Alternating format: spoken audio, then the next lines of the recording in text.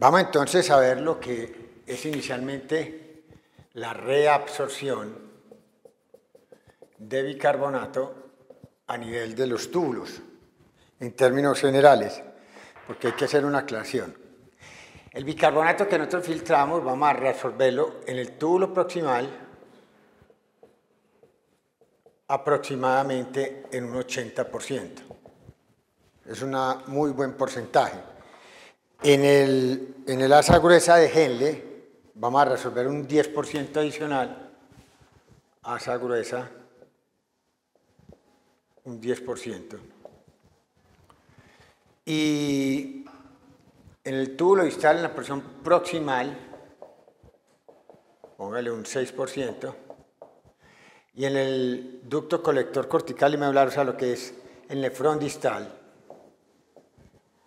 que es a partir del conector en adelante, nosotros vamos a resolver en promedio aproximadamente un 4% de bicarbonato, con una teoría de 10, 20, no, 80, 100.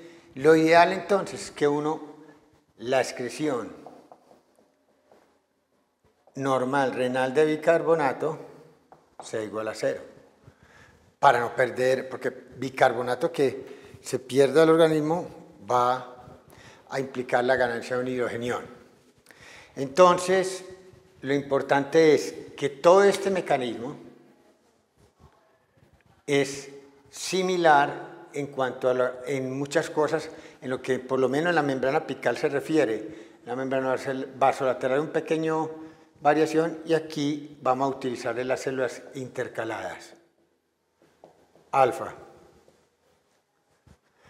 Y aquí vamos a utilizar un mecanismo que ya vamos a describir, que nos hace pues una muy buena correlación. Vamos entonces a describir cómo sería esa reabsorción de bicarbonato como tal, para pues, ya tener una idea bien clara de qué es lo que vamos a manejar a este nivel. Cojamos una célula representativa como el túbulo proximal y tenemos lo que nosotros dijimos acá. La sodio-potasio ATPasa que bombea y crea una baja concentración de sodio intracelular.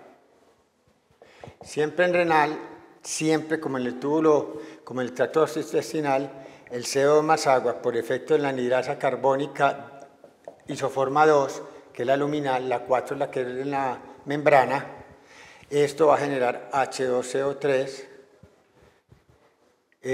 y va a representar esto acá, un hidrogenión que lo va a secretar en la luz y siempre me implica un bicarbonato que va a tratar de irse para la sangre. En el caso del bicarbonato aquí tenemos manera, en el túbulo proximal, de sacarlo de la siguiente manera.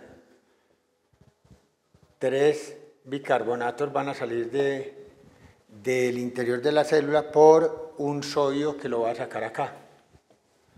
O sea que el que me va a motivar la salida del sodio, que no es en favor de su gradiente, y ni químico ni eléctrico, es esta negatividad del bicarbonato que es repelido por el potencial de membrana negativo de la célula. En la membrana vasolateral también se ha propuesto acá un intercambiador de bicarbonato y cloro. Este es muy propuesto en el asa gruesa de Henle, en la membrana vasolateral, y lo mismo en el túbulo distal, en la porción proximal. El túbulo proximal están de los dos. Bueno, entonces siempre que yo bote un hidrogenión acá, es porque lo generé a partir del ácido carbónico. Si se fue ya para el sanitario, para afuera, eso implica que hay un bicarbonato en sangre. Y viceversa, si yo botara un bicarbonato acá y el hidrógeno no lo botara, lo mandaría para la sangre. ¿Por qué? Pues porque dejarlo en la célula alteraría el pH y dañaría las reacciones metabólicas de la célula, pudiera ocasionar un daño. Entonces más bien lo manda para la sangre. Bueno, aquí vamos a hacer ¿qué? Ya vimos en el túbulo proximal que tenemos una capacidad de resolver sodio en un intercambiador sodio-H+. Y ese intercambiador sodio-H+, es el que va a poner la secreción del hidrogenión en contra de no su gradiente químico, y no más que todo inicialmente su gradiente eléctrico, que esto es negativo, que no deja salir. Ahora, inicialmente esto tiene un pH 7,4, correcto, que es el del filtrado. La célula es más negativa, tiene un pH menor, perdón, 7,2, correcto. A medida que esto va llegando al final del túbulo proximal, que queda más o menos con 6,8, cuando baje por 7,2 ya va a haber otro problema adicional. No solo la electricidad no lo va a mover, sino que aquí ya va a haber voy a secretar hidrogeniones en contra de un gradiente, porque este pH 7,1 es más ácido que este que tenga 7,2. Entonces ahí va a ser doble la razón. Por eso tengo que utilizar un mecanismo de contratransporte, que es una forma de transporte activo secundario. ¿Quién va a recibir aquí esto? Lo va a recibir el bicarbonato. Y este bicarbonato, como esto tiene vellosidades, vemos que la anidrida carbónica tipo 4 aquí en la membrana va a hacer que eso se convierta en H2CO3 y se genere CO2 más agua. Este CO2 obviamente va para acá y vuelve a utilizarse en caso que necesite, o sea, ir por la sangre venosa en un momento dado. La clave es que este bicarbonato no es el mismo que va a haber acá, pero lo estoy reemplazando a este por este. Es como si yo hubiese reabsorbido eso. Es una manera de decirlo, pero si uno es purista en la forma real, eso no es una real reabsorción.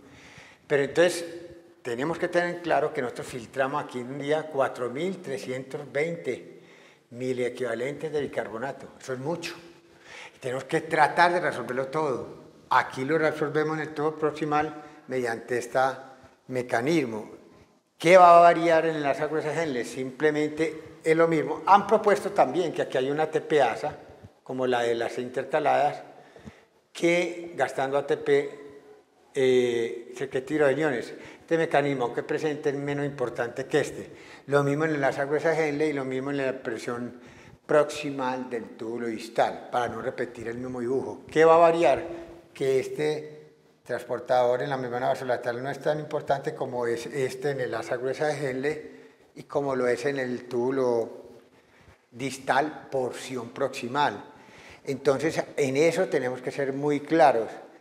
Primero, en que hay dos tipos de anhidrasa carbónica presentes ahí, una en la membrana luminal, que es distinta a la membrana vasolateral, que es en las membranas de las células, que son anhidrasa carbónica tipo 4. Y segundo, que el principal mecanismo de secreción de hidrogeniones no es la ATPasa o esta bomba de protones, sino el intercambiador sodio-H+. En la membrana vasolateral, muy importante estos dos. En el proximal, en el asa gruesa de Henle, este pierde importancia para ser más importante este, pero se hace el mismo mecanismo para recuperar ese bicarbonato a nivel de todo el cuerpo. Entonces, conclusión, al fin y al cabo, yo no debo presentar una excreción neta de bicarbonato en orina. Mi excreción debe ser 0. Debo tratar de resolverlo todo si soy una persona normal, por lo menos. Con esto, entonces, hemos manejado la reabsorción renal de bicarbonato en los diferentes túbulos.